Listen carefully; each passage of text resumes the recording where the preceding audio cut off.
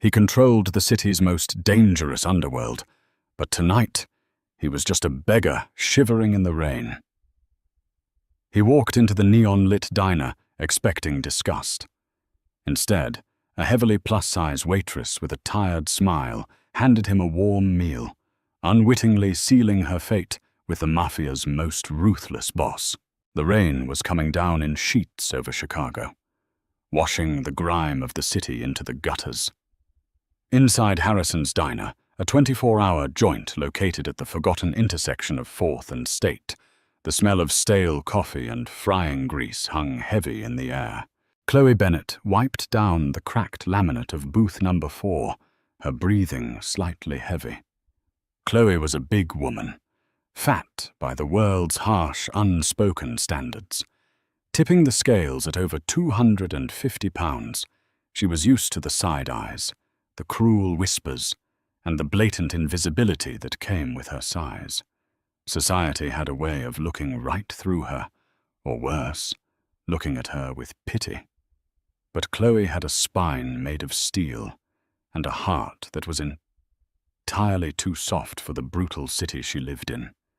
She worked double shifts to pay off the crushing medical debt left behind by her late mother, wearing a uniform that clung uncomfortably to her thick thighs and broad shoulders. The bell above the diner door jingled, cutting through the low hum of the refrigerator. In walked a man who looked like the storm had chewed him up and spat him out. He wore a ragged, oversized military-style jacket that was frayed at the cuffs. His dark hair was plastered to his forehead, and dirt smeared his jawline. He limped slightly, dragging his heavy boots across the linoleum, keeping his eyes glued to the floor. "Hey, no loitering," snapped Sophia, the other waitress on shift, snapping her chewing gum loudly. "You got to buy something or get out. Mr. Harrison doesn't run a homeless shelter." The man froze. He reached into his damp, torn pocket and pulled out a few copper pennies and a single crumpled dollar bill. I just want a cup of hot water," he muttered, his voice rough and gravelly. "And maybe a slice of lemon, if you have it." Sophia rolled her eyes, turning back to the espresso machine. "Hot water is for paying customers. Beat it."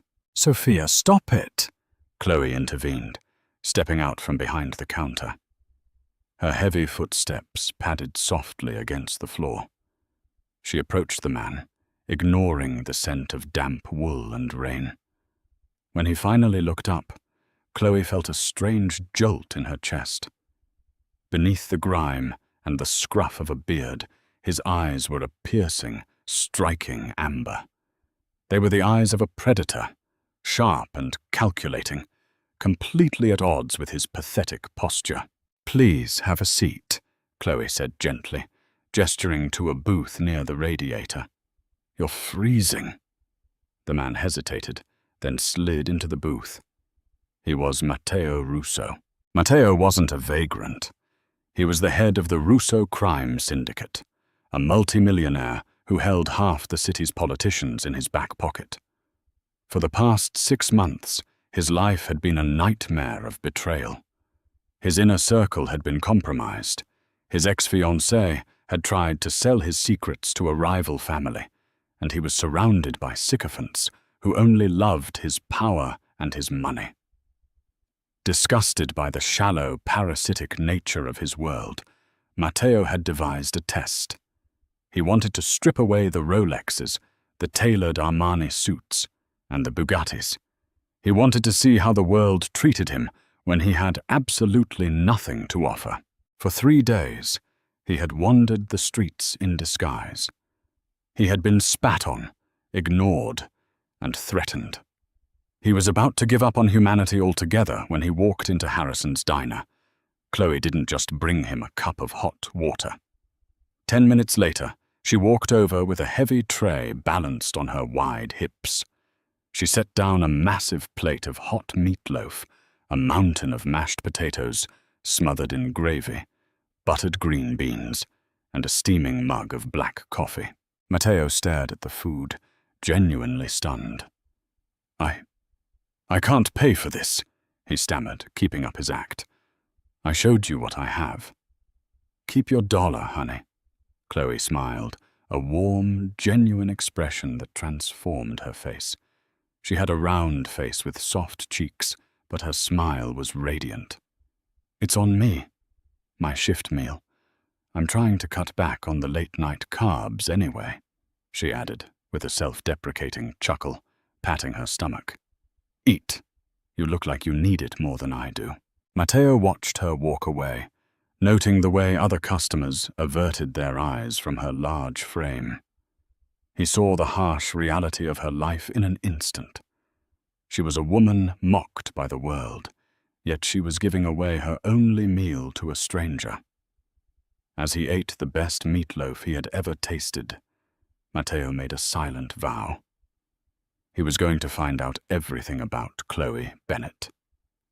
Over the next 4 weeks, Matt the Drifter became a regular at Harrison's diner.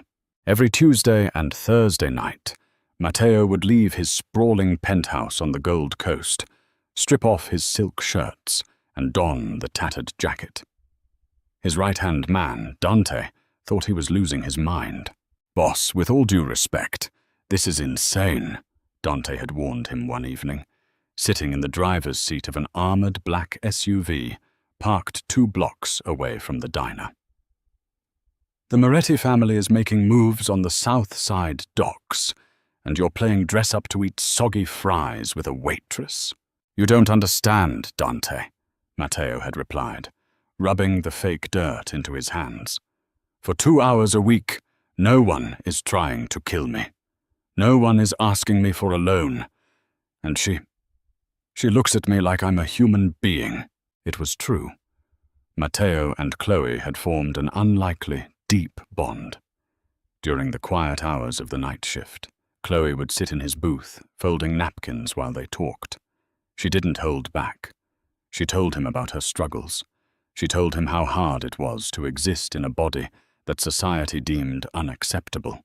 "People look at a fat woman, and they assume they know my whole story," Chloe told him one night, her voice barely above a whisper. "They think I'm lazy. They think I'm stupid. They don't know that I work 60 hours a week. They don't know that I spent my entire savings paying for my mom's chemotherapy before she passed. Sometimes, Matt, sometimes I just want to disappear." Matteo had clenched his fists under the table, a violent surge of protectiveness washing over him. He had the power to pay off her debts with the snap of his fingers. He could buy this diner and burn it to the ground just for the fun of it. But he couldn't blow his cover. Not yet. He was addicted to the pure, untainted affection she gave him. She brought him extra slices of cherry pie, slipped him old paperbacks to read, and even bought him a thick woolen scarf from a thrift store when the November chill set in. But the real world and the mafia underworld rarely stays hidden forever. The twist came on a freezing Thursday night. The diner was relatively empty, save for a few truck drivers. Matteo was sitting in his usual booth, sipping coffee, when the front doors flew open. In walked Isabella, Matteo's venomous ex-fiancée, wrapped in a white mink coat, shivering in disgust as she looked around the greasy spoon. Clinging to her arm was Lorenzo Moretti, the very rival boss Dante had warned Matteo about. They had clearly just left a high-end club and were slumming it for a late-night joke, drunk and loud. Matteo's blood ran ice-cold. If Lorenzo recognized him sitting here in rags, it wouldn't just be humiliating. It would show a fatal weakness. The Russo family boss, sitting unarmed in a diner dressed as a beggar. It would start a street war by morning. Matteo immediately slumped forward, pulling the collar of his ragged coat up and a filthy baseball cap down over his face, pressing himself into the corner of the booth. Isabella marched up to the counter, tapping her manicured nails loudly on the formica. Chloe stepped up, wiping her hands on her apron. "Welcome to Harrison's. What can I get for you?" Isabella looked Chloe up and down, her lips curling into a cruel sneer. She took in Chloe's heavy waist, the thick arms, and the cheap uniform. "My God, Lorenzo," Isabella laughed loudly, making sure the whole diner heard. "Look at the size of this one. Do they pay you in burgers, honey? I didn't know whales could walk on land." Lorenzo chuckled darkly, leaning against the counter. Chloe's face flushed a deep, humiliating red. She had heard it all before, but it never stopped hurting. She swallowed hard, maintaining her professional composure.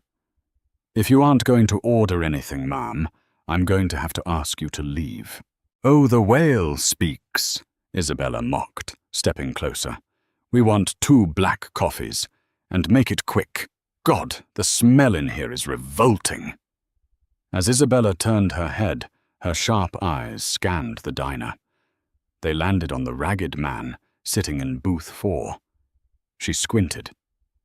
"Wait a minute," she murmured, stepping away from the counter and walking slowly toward Matteo's booth. Matteo stopped breathing. His hand subtly reached into his boot, where he kept a small, concealed blade, his only weapon. He braced himself to kill Lorenzo right here in the diner if he had to. "Look at this piece of trash," Isabella sneered, standing right over Matteo's table. "Lorenzo, this beggar has the exact same cheap, fake watch that you bought as a gag gift last year." She leaned down, trying to see under his cap. "Hey, look at me when I'm talking to you, tramp." Before Isabella could snatch the hat off Matteo's head, a large, heavy body stepped firmly between them. It was Chloe. She used her wide, robust frame as a literal shield, blocking Isabella from getting any closer to Matteo. "Step away from him," Chloe said, her voice shaking, but her stance rock solid. "Excuse me," Isabella snapped, glaring up at the much larger woman. "Move out of my way, fatty." "I said step away," Chloe repeated, her voice rising in authority. "He is a paying customer, and he is a good man. You don't get to come in here in your fancy fur coat and treat people like garbage just because you have money. You want to make fun of someone? Make fun of me. I'm used to it. But you leave Matt alone. Get out of my diner." Lorenzo stepped forward, his hand slipping inside his tailored suit jacket, a clear threat. "Watch your mouth, waitress. You don't know who you're talking to." Matteo's muscles coiled tight. If Lorenzo pulled a gun, Matteo would have to break his cover and slaughter him. But Chloe didn't back down. "I don't care who you are," Chloe fired back, picking up a heavy, scalding hot pot of coffee from the nearby warmer and holding it up.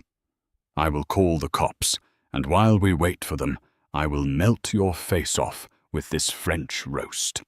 Out, now." The diner went dead silent. Lorenzo, not wanting to risk a messy police encounter over a petty diner squabble when he had illegal weapons in his car, scoffed. He grabbed Isabella's arm.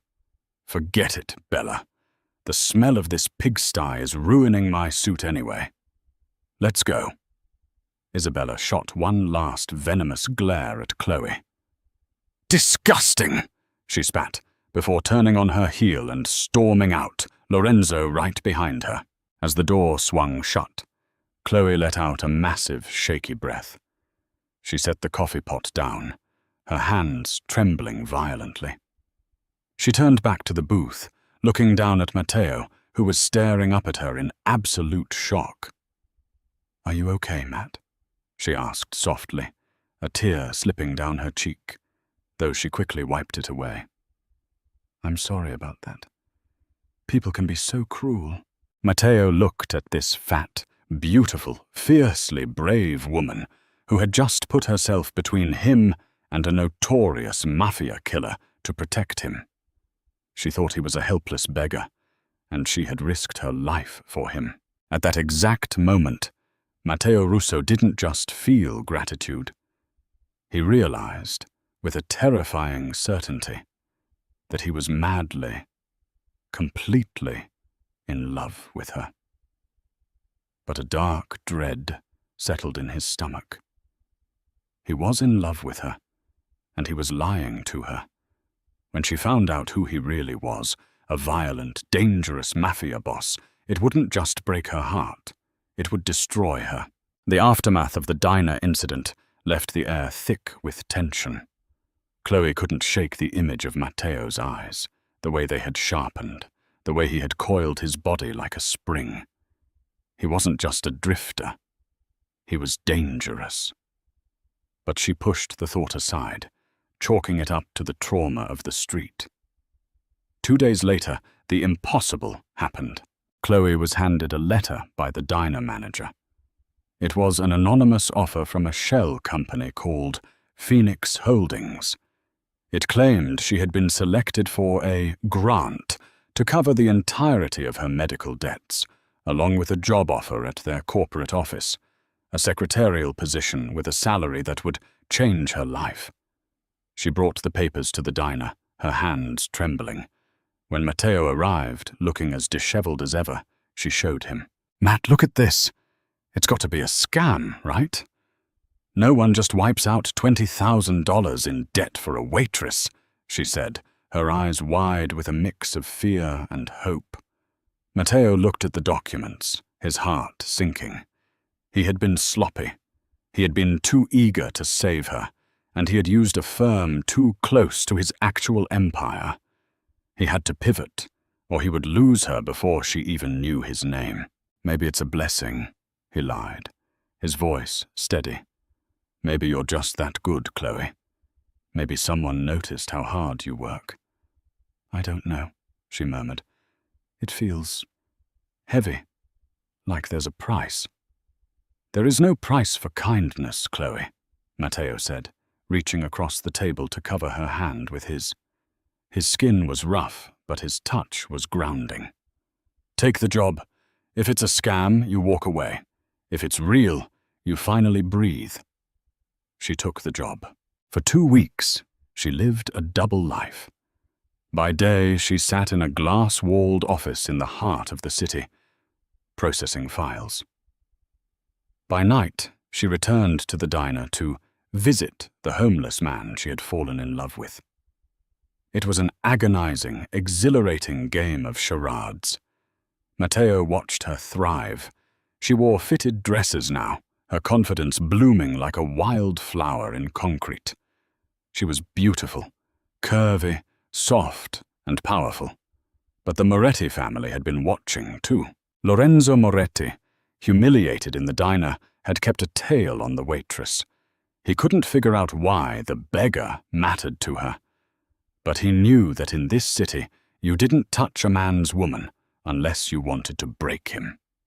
He didn't know who Matt was yet, but he knew that Chloe Bennett was the key to the mystery. It was a Tuesday. Rain lashed against the windows of the office building. Chloe was working late when the lights flickered and died. She stood up, reaching for her phone, when the door to the office suite slammed open. 3 men in tactical gear stepped in. They didn't look like muggers. They looked like professional soldiers. "Chloe Bennett?" the lead man asked, his voice monotone. "Who are you?" She backed away, her heart hammering against her ribs. She was terrified, but she remembered the strength she had used against the woman in the fur coat. She grabbed a heavy glass paperweight from the desk. "We have a message for your boyfriend," the man sneered. They grabbed her. They didn't care about the cameras. They didn't care about the law. They dragged her out of the building and into an unmarked van. As the van sped away, Chloe was thrown into the floorboards. She realized then that this had nothing to do with her job. It was about him. It was about the man who sat in the booth and drank her coffee. "Who are you, Matt?" she screamed internally. Matteo sat in the cavernous silence of his Gold Coast penthouse, the city lights reflecting off the floor-to-ceiling windows. A crystal tumbler of vintage scotch sat untouched on his mahogany desk, right next to a secretly snapped Polaroid of Chloe laughing in the diner. He had been planning to tell her the truth tonight. He had bought a ring, a flawless emerald-cut diamond that rivaled the stars. Then the heavy oak doors of his study burst open. Dante stormed in, his face drained of all color, holding a burner phone. "Boss," Dante breathed, his voice tight with panic. "The Morettis. They hit the shell company's office an hour ago. They took her. They took Chloe." Matteo didn't shout. He didn't throw his glass. Instead, an eerie, terrifying calm washed over him. The gentle, weary drifter who ate meatloaf in Booth 4 died in that exact second, completely replaced by the ruthless, blood-stained apex predator of the Chicago underworld. He stood up, his jaw set in a rigid line. He walked silently to the hidden wall vault behind his bookshelf, punching in the code. He retrieved a custom-engraved 9mm tactical pistol, racking the slide with a sharp, metallic clack. "Call every soldier we have on payroll," Matteo commanded, his voice a low, lethal hum that made Dante shiver. "Lock down the southern shipping yards, the bridges, and the warehouse district. If a single hair on her head is harmed, I will personally carve out Lorenzo's heart and burn the entire Moretti bloodline to ash." Meanwhile, in an abandoned, rusted meat-packing warehouse by the river, Chloe was violently shoved into a wooden chair. Her wrists were bound tightly with zip ties, cutting into her flesh. The damp, metallic smell of the room made her stomach churn. She was bruised, her tailored office blouse torn at the shoulder, but she refused to weep. She had spent her entire life surviving a world that tried to crush her because of her size. She was not about to break for a group of thugs in cheap suits. Lorenzo Moretti paced in front of her, twirling a combat knife. "I don't get it," he spat, looking her up and down with blatant disgust. "You're a heavy, nobody waitress from a grease pit. Why does the ghost care about you? What are you hiding?" "I don't know what you're talking about," Chloe seethed, lifting her chin. "If you want money, my boss will pay you. Just let me go." Lorenzo laughed harshly. "Your boss? Sweetheart, your boss doesn't exist. You're a pawn in a game you don't even—" He was cut off by the deafening roar of a reinforced SUV tearing straight through the corrugated steel doors of the warehouse. Sparks rained down as the heavy vehicle slammed into a concrete pillar. Before the dust could even settle, the doors kicked open. Matteo's men flooded the space like shadows, laser sights cutting through the darkness. And then, Matteo stepped out. Chloe gasped, her eyes going wide. He wasn't wearing the filthy, oversized military jacket. He wasn't hunched over in defeat. Matteo stepped into the dim light wearing a flawlessly tailored three-piece charcoal suit that clung to his broad shoulders. His posture was imposing, radiating absolute, terrifying authority. The amber eyes that had once looked at her with such gentle gratitude were now cold, hollow, and fixed on Lorenzo with murderous intent. "Matteo," Lorenzo whispered, taking a stumbling step backward. He looked at the impeccably dressed Don, then down at the plus-size woman in the chair, and the pieces finally slammed together. You were the tramp in the diner. You fell for the fat waitress." "I did," Matteo said, his voice echoing off the concrete walls like a death knell. "And because I fell for her, Lorenzo, I gave you a few extra weeks of life. But your time is officially up." Lorenzo panicked, raising his weapon toward Chloe. He never even had the chance to pull the trigger. Matteo moved with terrifying precision, firing a single, deafening shot that shattered Lorenzo's right kneecap. The rival boss screamed, collapsing to the floor in a pool of crimson. The warehouse erupted into controlled chaos as Matteo's men disarmed the rest of the Moretti crew in seconds. Matteo didn't look at the carnage. He dropped his weapon and sprinted to Chloe, dropping to his knees on the filthy floor. He pulled a blade from his pocket and sliced through her zip ties, his hands shaking for the first time in his life. "Chloe, look at me," he pleaded, framing her face with his warm, calloused hands. "Are you hurt? Did they touch you?" Chloe pulled away, scrambling back against the chair. Her chest heaved as she stared at the man she thought she knew. "Who are you?" she choked out, tears of betrayal finally spilling over. "The man I knew couldn't afford a cup of coffee. You killed people. You lied to me. Every single night you sat there and let me pity you." "I am Matteo Russo," he confessed softly, ignoring the blood and screaming behind him. "I run this city. I lied because my world is full of vipers, Chloe. Everyone wants my money or my power. I needed to know if someone could love me when I had absolutely nothing. You gave me your only meal. You stood up to a gun for me. You saved my life long before I saved yours today." The Mafia war that erupted that night lasted a brutal 48 hours, resulting in the absolute eradication of the Moretti family. But Matteo's hardest battle was winning back the woman he loved. A month later, they stood in the center of his sprawling penthouse. Chloe had demanded space, and he had given it to her, agonizing over every second they were apart. Now she stood before him, wearing a stunning, deep red dress that hugged her curves flawlessly. She looked every inch a queen. "You don't get to test me," Chloe said, her voice firm, unwavering. "I spent my whole life being judged for how I look, for my weight, for my background. I will not be a billionaire's social experiment, Matteo. If you want me, you take all of me as an equal. No secrets, no lies. Or I walk out that door right now." Matteo stepped forward, his eyes burning with absolute devotion. He sank down to one knee, looking up at the magnificent woman who commanded his dark heart. "You are my equal, Chloe.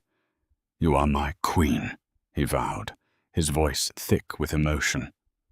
"No more lies. Just you, ruling this city by my side." He pulled the velvet box from his pocket, revealing the massive diamond. Chloe looked at the ring, then down at the terrifying, powerful man who was entirely at her mercy.